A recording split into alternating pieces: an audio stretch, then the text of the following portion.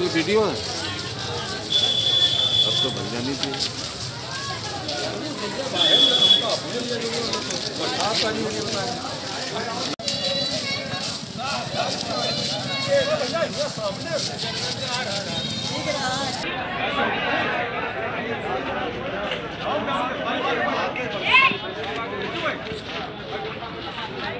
हम लोग यहाँ पे आए हैं देवा शरीफ पे मज़ार पे।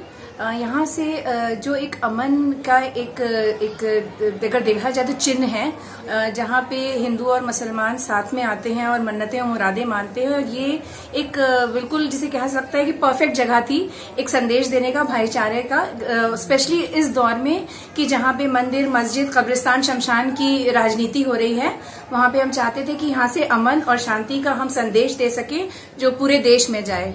और आजकल कुछ ऐसा लगता है सड़कों पे चंद लोग 5%, 3% लोग जो अपने जाती मकासद के लिए सड़क पे आ गए हैं, वो अफरा तफरी फैलाए, बल्कि 95-98% हिंदू और मुसलमान अमन चाहता है।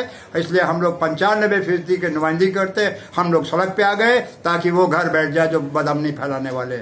और हम लोग इसी मिशन को, ये तीसरा हमारा, पहला दाऊजी गुप्ता जो मेयर है लखनऊ में किया, बहुत बड़ा था।